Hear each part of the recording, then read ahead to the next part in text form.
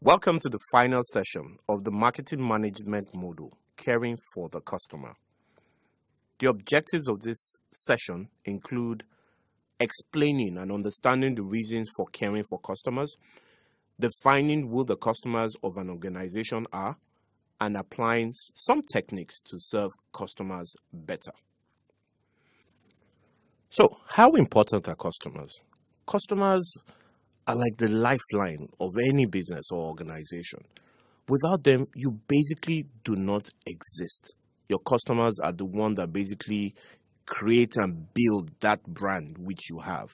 Customers are the most important people for any business or organization. They determine the success of your business because organizations depend on them to buy and to continue to patronize the business.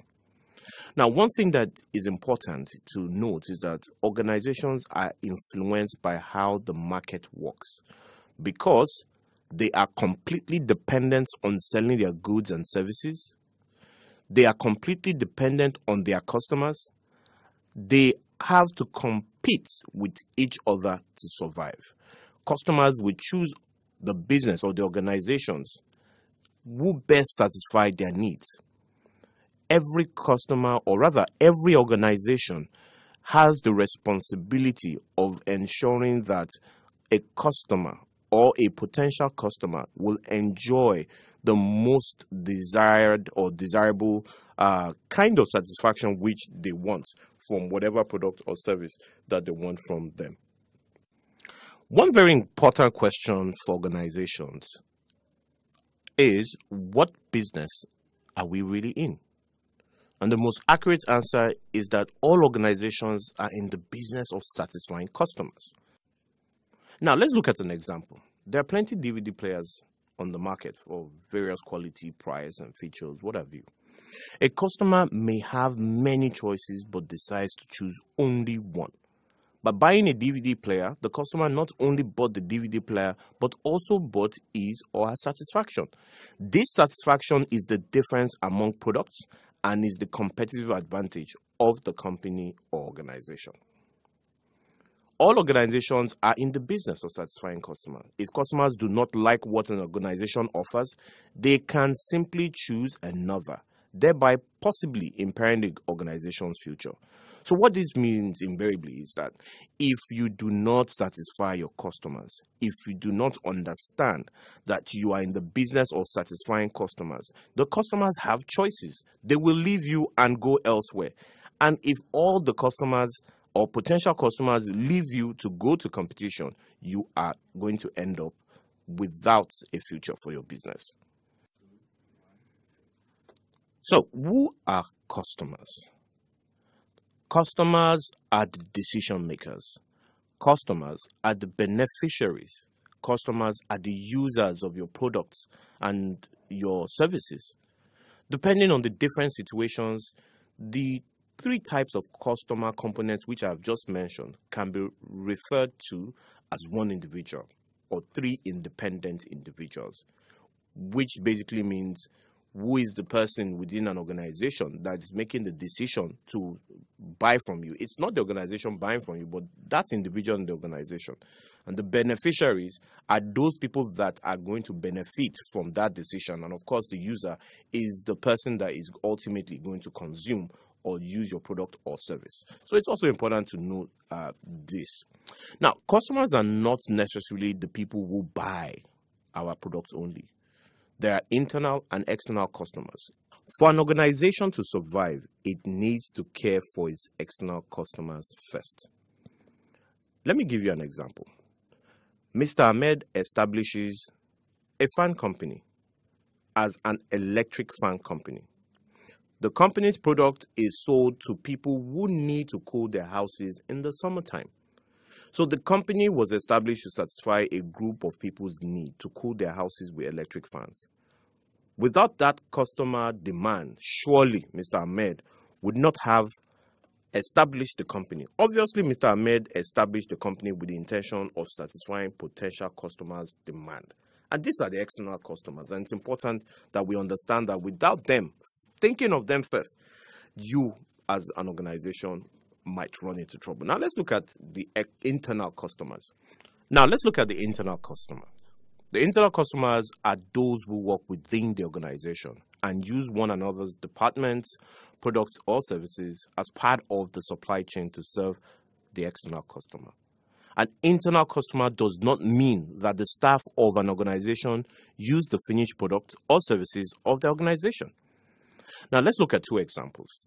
The first one, Ms. Ejiro is an employee of a tourist company.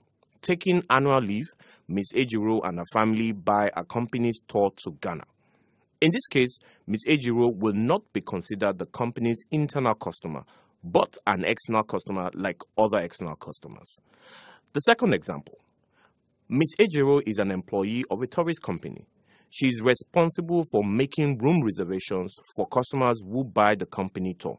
To ensure customer satisfaction, Ms. Ejiro needs information regarding the number of customers in each tour, places they will visit, and the number of nights they will need hotel reservations for. Ms. Ejiro receives the information from the sales department, so in this situation, she's an internal customer of the sales department. You see how that works? It is important to care for your customers, serving the customer the way they expect to be served, and doing the things you need to do to keep your current customers. Now, let's look at another example. When buying a fan from Duro Simia and Son Fan Company, customers expect to receive good quality, durable, a variety of models, color selection. They expect affordable pricing, good warranty, explanations from salespeople about technical issues, assistance from the salespeople and the technical staff. By satisfying all of these expectations, the fan company has implemented an effective caring for customer system. A satisfied customer will come back and may even introduce other new customers to the fan company. Have you ever wondered, what do customers really want? What do customers want? I'll give you the answer. The highest satisfaction when using your business or your organization's product and services. There are three pillars of customer satisfaction, and they include the product factors, convenience factor, and human factors. And if you look at the product factors, this includes the product range, the pricing, quality and specification, and aftercare service. The convenience factor includes location, delivery schedules, online services, and payment or convenient payment arrangements.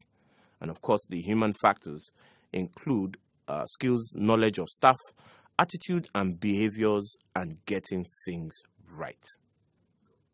So what are the roles of managers in ensuring customer satisfaction?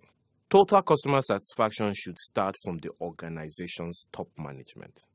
The top management is responsible for establishing the organizational culture, standards, and resources to ensure the smooth operation of the organization.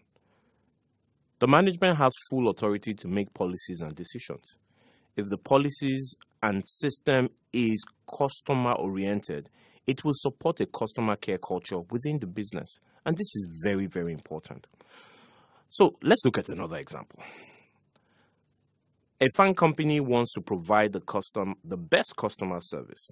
The owner acquired modern equipment and a new factory in order to produce high-quality electric fans. The organization is committed to a customer-oriented service culture and has very clear and concrete standards of good customer service. Therefore, its staff do not have difficulties in meeting customer demands. It's very clear. Once within the organization, at the management level, there's a commitment and a focus to have a customer-focused orientation and make this part of the culture within the organization. It becomes very easy for the team or the staff to embrace this culture, and they have no difficulty in meeting customer demand. Now, let's look at some of the human factors around caring for customers. Customer service or customer care, people have an important role in the quality of the company's customer care. That's because being the first line of contact with customers, the human factor is decisive. So we have the ABCs of customer service, and they are attitude, behavior, and competence. The relationship between the ABC factors, which is attitude, behavior, and competence, an employee's work attitude is influenced by the organizational culture. The attitude will decide the way they behave towards customers, and behavior may be influenced by competence. You understand how this relationship works? I will take that again for the benefit of you to be able to understand how this relationship of the ABCs of customer service works. An employee's work attitude is influenced by the organizational culture. The attitude will decide the way they behave towards customers, and the behavior may be influenced by competence. Let me give you an example, and this will help you understand it even clearer. The fan company has a customer-oriented culture. This culture is reflected by concrete regulations on customer services. All staff are required to have a good work attitude, from taking care of fans so that defects are limited, to behaving pleasantly with customers from the outset. In order to achieve the desired outcome, the organization provides staff with opportunities to improve skills and acquire professional knowledge. Implementing customer care and measuring customer satisfaction is also something that's important for you to be able to infuse that customer-oriented culture within your business. So how do you measure customer satisfaction? There are some tools available. You have customers survey, conference for customers, customer suggestion box, and of course, which I typically don't recommend, but it's a good way for you to measure, is your revenue. These are some of the ways or some of the tools which you can use. Organizations should measure customer satisfaction regularly because it can change over time. Measuring customer satisfaction accurately helps your business deal with problems to ensure quality of customer service. No matter if you make mistakes or not, the point is whether you know what mistakes you made and how to correct them. It's important to know the mistakes so that you are able to correct them. So here are two possible approaches to solve the causes of poor customer service: system improvement and skills improvement. So I'm going to use two examples to help you understand this. The first one: customers are not satisfied because of low quality products. The company found that the reason for those low quality products is an error occurred accidentally in the quality control system. So making sure that the system always works well can solve the above technical problem. Second one: there's a batch of products with technical defects.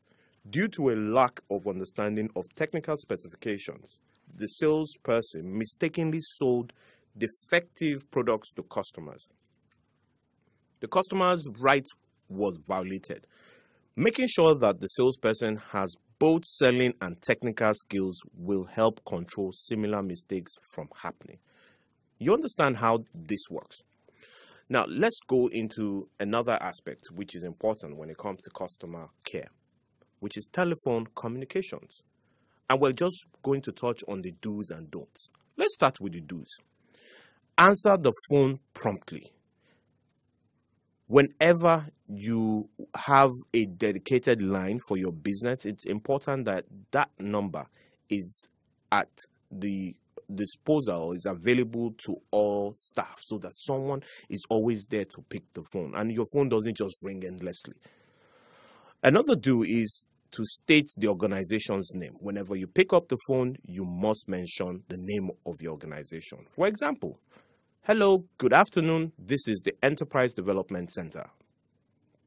Hello, good afternoon. This is so and so. It's important to always state the name of the organization. State who you are. You must also then immediately mention your name. Good afternoon. This is Enterprise Development Center, and my name is Olawale. You should also listen carefully. It is important. Listening is one of those very important characteristics or attitudes, as you may like it, that a customer service or customer care person or a salesperson or a marketing person must have. You must have the ability to listen carefully, prepare the necessary information, and concentrate on solving the problem. Now, let's highlight some of the don'ts. Let the phone ring for long. Never let the phone ring for long. Don't only say hello. Don't pick up the phone, a business phone, and just say hello. Listen while doing something else. You cannot be listening to a customer and be doing something else.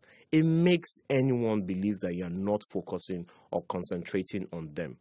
Forget to take notes. If you forget to take notes, you will forget the purpose of that call and ultimately will make mistakes when addressing whatever the call was for. Forget your promise, which is also related to taking notes. If you take the notes down, you must also then act on what you have taken down. It's very important. So telephone communications are mainly based on speaking and listening skills. They are not supported by forms of non-verbal language. Telephone communications should be well prepared in order to save time and transfer unnecessary information. Customers call an organization or a business only when they face difficulties and want to deal with the difficulties. Therefore, organizations should try to meet the customer's request as soon as possible. Don't let customers call again and again. It's important to be prompt when dealing with customer complaints. Now, how do you deal with customer complaints? You will always get complaints. So in the same way, we'll look at the do's and the don'ts. The do's: you must listen. You must be sympathetic. You must concentrate on solutions. And of course, the don'ts include: don't offer excuses. Oh, it's not our fault, or transferring to someone. No, do not argue. Yeah, though customers are not always right, organizations should not show customers that they are wrong. Caring for customers is actually necessary to make sure that the customers are satisfied. I'm going to use another example. Mr. Tunde bought a defective fan from the fan company. He found that it makes noise and its engine becomes very hot. He requested the company to replace it. He did not know that he had bought the fan at a discount price because it was not of standard quality.